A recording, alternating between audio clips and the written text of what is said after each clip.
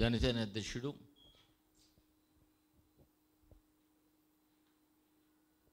పవన్ కళ్యాణ్ గారి జనసేన పోరాట యాత్ర ఈ నెల 20వ తేదీ నుంచి నిన్నటితో శ్రీకాకుళం జిల్లా పూర్తయింది.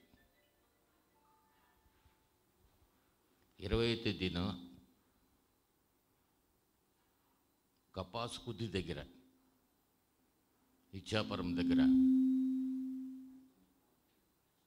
గంగమ్మ తల్లికి స్నానం చేసి తల్లి దగ్గర స్నానం చేసి పూజలు చేసుకొని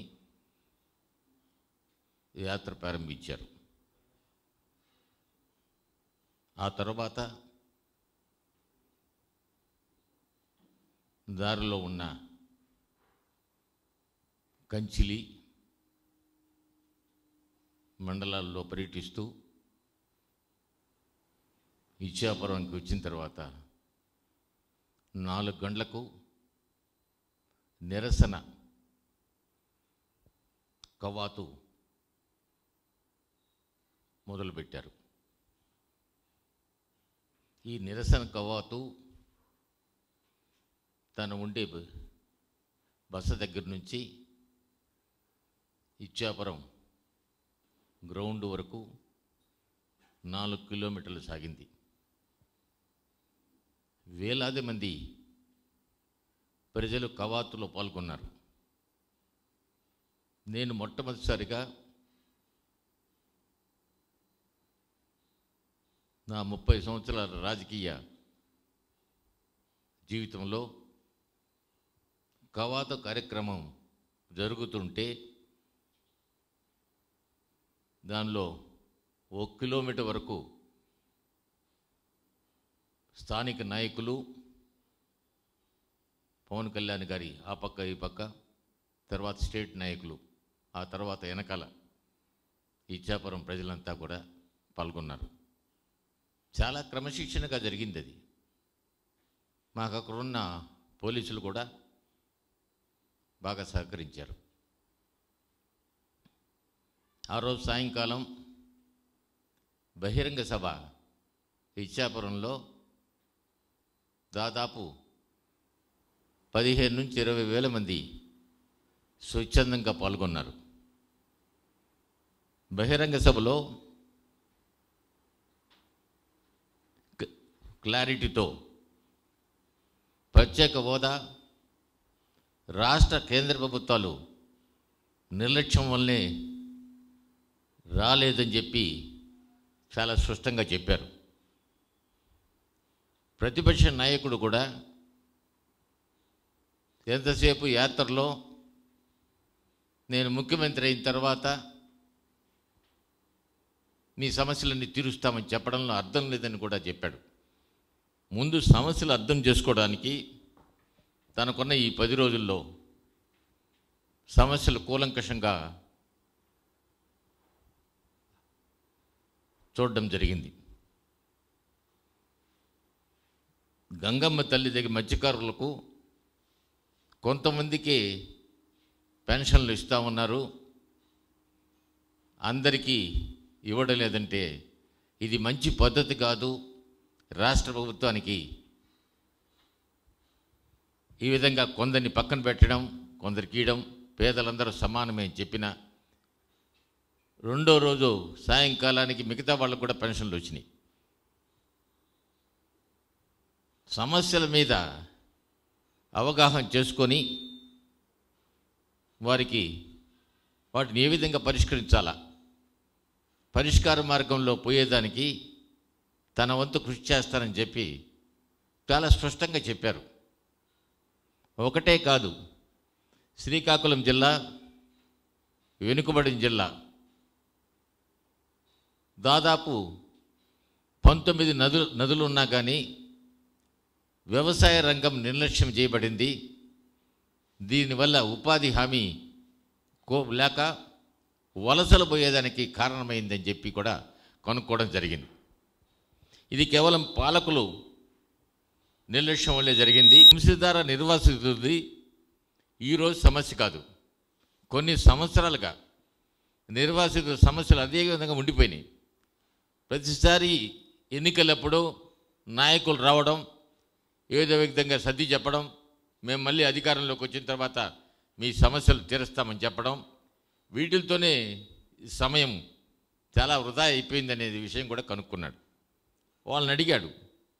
అదే కాదు, అగ్రిగోల్డ్, కంట్రిబ్యూటర్ పెన్షన్ ఎక్కడికి పోయినా కానీ ప్రతి నియోజకవర్గంలో ప్రతి గ్రామంలో కూడా ఆగినప్పుడు వాళ్ళతో దిగి స్వచ్ఛందంగా మాట్లాడాడు ఆయన. మాట్లాడితే, అయ్యా మేము రిటైర్మెంట్ పెన్షన్ పెట్టుకున్నాము, పెన్షన్ తీసుకుని అగ్రిగోల్డ్లో పెట్టాము, ఇంతవరకు సరైన న్యాయం జరగలేదని. ఒక విధంగా సంతోషం ఏంటంటే, ఎప్పుడైతే పవన్ కళ్యాణ్ గారి యాత్ర జరుగుతూ ఉంటే ఆ రెండో రోజే అగ్రిగోల్డ్ ముఖ్యమైన వ్యక్తిని ఢిల్లీలో అరెస్ట్ చేయడం కూడా జరిగింది. ఇది మేము వ్యక్తిగతంగా ఎవరిని విమర్శించడంలే. ఆయన ఒకటే చెప్పాడు, నాకు సంస్కారం ఉంది, నేను ఎవరిని కూడా వాళ్ళు చేసే పాలసీల వల్ల, వాళ్ళు చేసే పనుల వల్ల ప్రజలు ఇబ్బంది పడుతూ ఉన్నారు. ప్రజలంతా నమ్మకం ఉంచి ఈ ప్రభుత్వం మమ్మల్ని పరిపాలిస్తుంది, 9 సంవత్సరాలు ఉన్న అనుభవజ్ఞుడైన ముఖ్యమంత్రి ఉన్నాడనే ఉద్దేశంతో ఆ రోజు నేను రావడం కూడా జరిగింది. నిన్న కాక మొన్న ఒక ఆయన మంత్రి గారు ఎవరు అంటున్నారు, ఆ తర్వాత మేము కార్పొరేషన్ ఎన్నికల్లో గెలిచాం, అప్పుడు ఆయన రాలేదు. నంద్యాల ఎన్నిక కూడా గెలిచాం, అప్పుడు రాలేదన్నాడు. నంద్యాల ఎన్నికలు ఎట్ట గెలిచానది పెరిగి ప్రజలకు అందరికీ తెలుసు ఏ విధంగా మీరు నంద్యాలలో గెలిచింది. నేను వాటి లోతుపాతులకు వెళ్ళదలుచుకోలే. ఆ రోజు పవన్ కళ్యాణ్ గారు బీజేపీ కాంగ్రెస్ రెండిటితో ఎన్నికల సభలో పాల్గొన్నప్పుడు ఆ రోజు పవన్ కళ్యాణ్ గారు మాత్రం పెద్ద నాయకుడు అయినాడు మీకు. ఈరోజు పవన్ కళ్యాణ్ గారు అంటే మీరు ఏదేదో మాట్లాడుతున్నారు, దానికి ఆయన పట్టించుకోవడంలే. ఆయన చెప్తున్నాడు, గంగవరం పోర్టు దగ్గరికి వెళ్తే వాళ్ళు అడిగారు, అయ్యా మీరు ఓట్లేమని చెప్పారు కదా, మా పరిస్థితి ఏంది, ఈ కాలుష్యం తట్టుకోలేకుండా పోతా ఉన్నాం, ఈ బొగ్గు ఇవన్నీను అని చాలా గట్టిగా మాట్లాడేది ఏంది, తిట్టింది కూడా. ఆయన తల కోయించుకోనమ్మా, చేసిన తప్పు పర్లేదు, నువ్వు తిట్టు, కనీసం నీ కోపం అన్న తగ్గుతుంది అన్నాడు. ఆ రోజు రాష్ట్రమంతా చెప్పాడు, పవన్ కళ్యాణ్ గారి వల్ల మీరు తెలుగుదేశం పార్టీ అధికారంలోకి వచ్చిందని. ఈరోజు ఆయన వల్ల రాలేదంటారు. మాకేం ఇబ్బందిలే, పవన్ కళ్యాణ్ గారికి ఇబ్బందిలే, మాకు ఇబ్బందిలే. ఈ టూర్లో కూడా పోలీసులు బాగా సహకరించారు. ఎక్కడెక్కడో చిన్న చిన్న వై తప్పితే వాళ్ళ సహకారం మాకుంది. ముఖ్యంగా ప్రత్యేకంగా డైరెక్టర్ జనరల్ పోలీస్ మాల్కొండయ్య గారు ఎప్పటికప్పుడు సమీక్షిస్తూ ఈ జనసేన పోరాట యాత్ర చేసేదానికి చాలా తోడ్పడినాడు. వారికి నా ధన్యవాదాలు కూడా. మేము ఎవరిని కూడా అక్కడక్కడ చిన్న చిన్న సమస్యలు ఉన్నా కానీ ఎవరితో కూడా ఎవరిని కూడా వ్యక్తిగతంగా విమర్శించలే. ఉద్దాన కిడ్నీ బాధితుల సమస్యల పరిధిలో ఆ రోజు శ్రీకాకుళంలో ఒక స్థలం అడిగాం మేము. ఆ స్థలం కాక వేరే స్థలం ఇచ్చారు, తప్పులేదు. మేము అడగడంలే.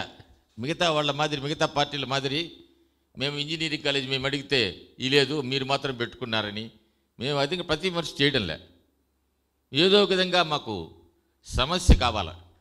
ఆ సమస్య అయినప్పుడు అది ఆ సమస్య మీద ప్రతి జిల్లాలో కూడా నిరసన దీక్షలు జరిగినాయి, నిరసన నిరాహార దీక్షలు జరిగినాయి. 9 నుంచి 5 గంటల దాకా. అవతల ఆ రోజు సాయంకాలం మేము ముఖ్యమంత్రి గారు సమావేశం పెట్టి 19 కోట్లు వాడికి ఉద్దాన కిడ్నీ బాధితుల వాడికి ఎక్విప్మెంట్ కోసం కూడా ఇవ్వడం జరిగింది. వాటికన్నిటి కూడా ధన్యవాదాలు. పవన్ కళ్యాణ్ గారు అడిగితేనే ఎందుకు ఇవ్వాలి, మీరు ముందుగానే మేల్కొనవచ్చు కదా. వారు చాలా బీద పరిస్థితుల్లో ఉన్నారు. మీరు ఆశ్చర్యపోతారు. ఒక రోగిని నేను చూస్తే అక్కడ ఉంటే ఇద్దరిని దత్తత తీసుకున్నారు. వాళ్ళ తండ్రిదండ్రులు ఇదే కిడ్నీ వాడు చనిపోతే వాళ్ళని దత్తత తీసుకున్నారు. ఒక ఆయన అంటాడు, మంత్రి గారు మిగతా వాళ్ళని కూడా దత్తత తీసుకోవచ్చని. సరే, మిగతా వాళ్ళంతా దత్తత తీసుకుంటా, మీరెందుకు ఉండేది, ఇంకా ప్రభుత్వం ఏం చేయదు, పవన్ కళ్యాణ్ గారు దత్తత తీసుకోవాలా వాళ్ళ సమస్యల గురించి. అడిగింది కూడా తప్పు, ఏమి అడగడంలే. రీసెర్చ్ సెంటర్ ఎక్కడ విశాఖపట్నంలో ఎందుకు పెట్టాలి మీరు? ఎక్కడైతే ఉద్దాన కిడ్నీ ప్రాంతం ఉందో అక్కడ పెట్టండి. 4 రోజులకు ఒకసారి మొబైల్ క్లినిక్లు పెట్టి పరీక్షలు చేయించండి. మేము పెద్ద పెద్ద కోరికలు కోరటంలే. వాళ్ళు రవాణా సౌకర్యాలు ఉచితంగా ఇవ్వండి. అదేవిధంగా రేషను కొందరికే ఇస్తా ఉన్నారని చెప్పి బాధితులు చెప్తా ఉన్నారు. అందరికీ ఇండి పెన్షన్ కూడా 2500 పెన్షన్ మేము ఇచ్చామంటా ఉన్నారు. ఒక వర్గానికే ఇచ్చారని అంటా ఉన్నారు. నేను ఆ వర్గం కూడా అనలే.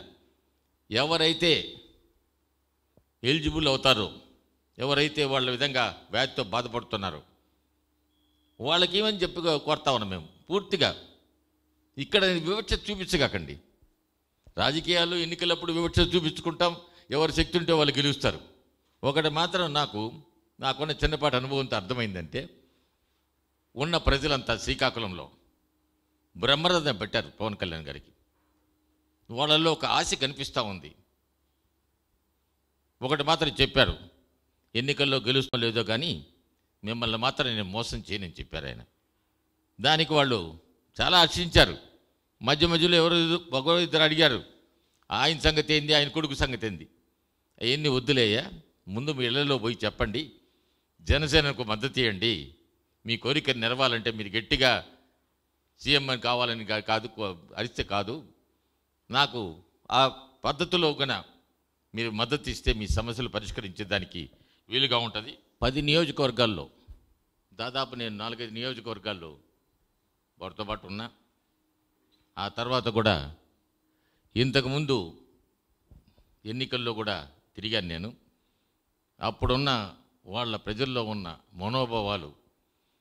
మనోభావాలు చూస్తే ఈయనేదో చేయడానికి వచ్చారు, వాళ్ళల్లో వాళ్ళు మాట్లాడుకుంటా ఉన్నారు. నేను ఎక్కడో దారి దూరంగా ఉంటే పాపం అంత ఆదాయం వదిలిపెట్టుకొనేసి వచ్చాడు కదా మన కోసం. ఒకటి మాత్రం నేను అప్రిషియేట్ చేస్తా ఉన్నా. విశాఖపట్నంలో అంబేద్కర్ భవన్లో ఉంటే ఒకటే రూము, ఒక చిన్న మంచము, ఒక ఫ్యాను, ఆ పక్కన చాప, దిండు, బెడ్షీటు. మేము ఆయన ఇక్కడ తిరుపతి నుంచి వచ్చాడు, తిరుపతి వెంకటేశ్వర స్వామిని దర్శించుకొని. ఇక్కడ నుంచి రమ్మంటే ఫస్ట్ యాత్రకు వస్తే బాగుండు కదా మెసేజ్ పెట్టి వెళ్ళా. సాయంత్రం లేట్ అయిపోయింది, ఆయన వచ్చేరకు 10 అయిపోయినట్టుంది. సరే నేను నేరుగా ఎయిర్పోర్ట్ నుంచి వెళ్తే పడుకున్నట్టున్నారు సార్ అన్నాడు. సెక్యూరిటీ వాళ్ళు ఉండి ఒకసారి అడిగారు, సార్ మీరు పోయిన లోపలికి వెళ్తే లైట్ లేదు. తలుపు తీసా, ఇదేందా ఇక్కడ ఏదో ఉన్నారంటే అధ్యక్షుడు కనపడలేదని. ఆ మూల పడుకో ఉన్నాడు చాప మీద. నాకు వచ్చి రాండి మాధవ్స్ గారు రండి మాట్లాడుకుంటూ ఉన్నాడు. కుర్చీలో అక్కడ కూర్చోమంటాడు. ఆయన పడుకో ఉంటే కింద చాప నేను ఎక్కడ కూర్చునేది.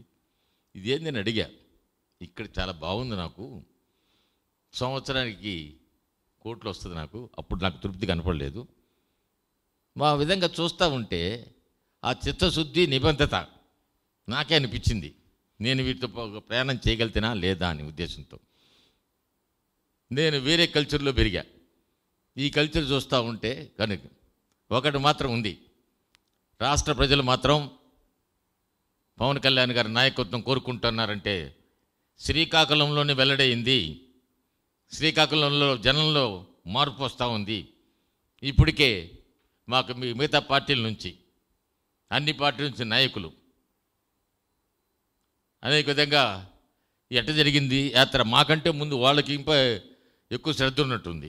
జనం బాగా వచ్చారా, ఆ జనం వస్తే కాదు మీరేమన్నా జనం తోలారా, ఆ జనంలో ఉన్న తెలుస్తుంది కదా మీకు, మీ అనుభవంతో ఎట్టుందని. చాలా బాగుందని చెప్తే నేనైతే 175 నియోజకవర్గాలు అయిపోయిన దాకా వాటి గురించి ఆలోచించే ప్రసక్తి లేదు. నాయకుల గురించి వచ్చిన తర్వాత చాలామంది నాయకులు ఉన్నారు, పెద్ద పెద్ద నాయకులే ఉన్నారు. వాళ్ళందరికీ ఇప్పుడు దాకా అనుమానం ఏంటంటే ఏదో కాసేపు పార్టీ పెట్టారు, ఈయన ఇంత తీవ్రంగా ఆలోచిస్తారా అనే ఉద్దేశంతో ఉన్నారు. ఎప్పుడైతే శ్రీకాకుళం తిరిగారో నా మనసుకు కూడా, నాకు కూడా అనిపిస్తూ ఉంది, ఆనెస్ట్గా టెల్ మీ ఫ్రాంక్, ఆమె ఆంజనేయ స్వామి భక్తుడిని.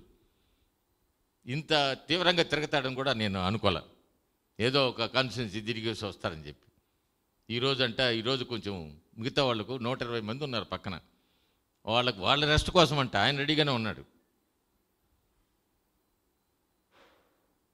వాళ్ళు రెస్ట్ కోసం రేపటి నుంచి విజయనగరం 5 రోజులంట, ఆ తర్వాత విశాఖపట్నం, ఆఖరి రోజు విశాఖపట్నంలో నిరసన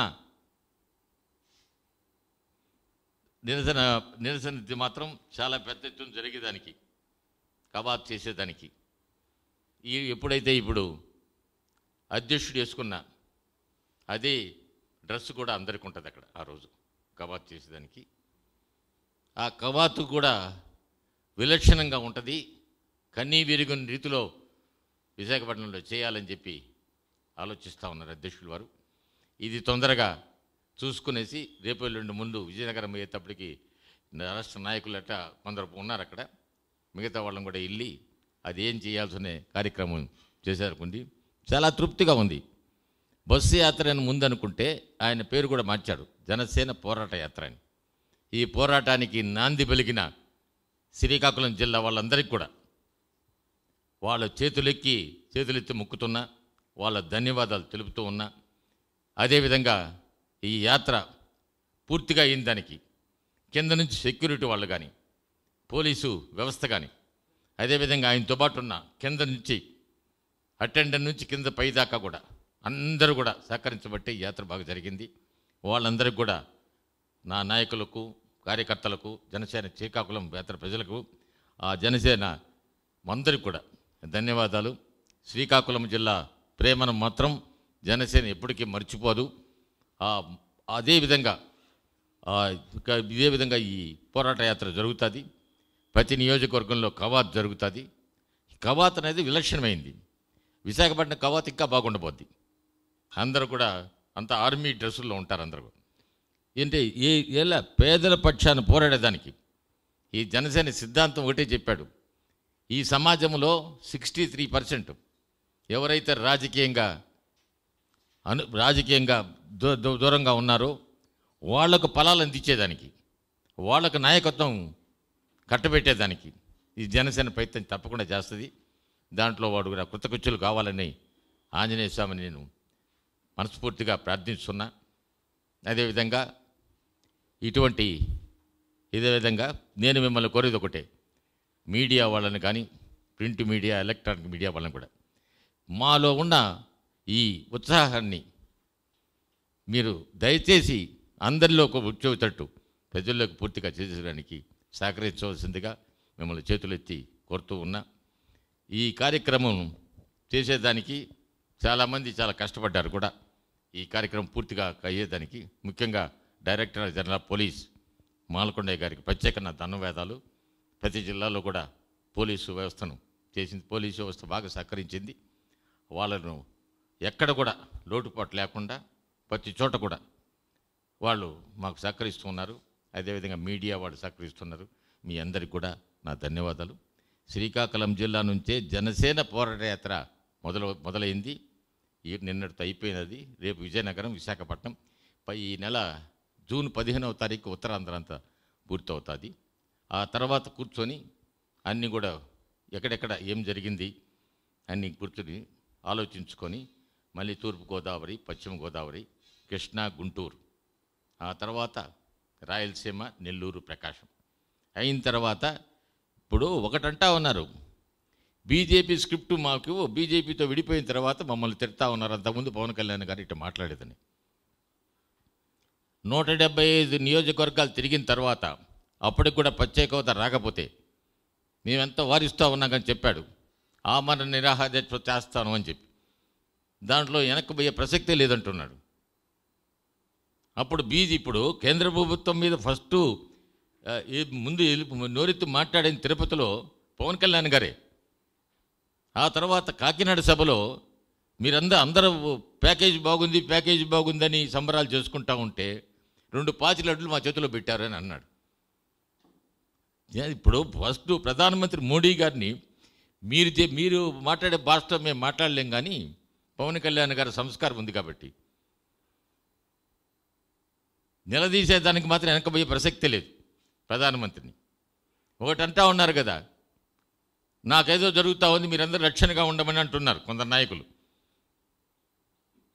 పవన్ కళ్యాణ్ గారు చెప్పారు, నాకు రక్షణ అక్కర్లేదు, ప్రత్యేక హోదానే నా లక్ష్యం, నేను ప్రాణాలైన అర్పించైనా కానీ ప్రత్యేక హోదా వస్తే చిరస్మరణిగా నిలిచిపోతానని చెప్తున్నాడు.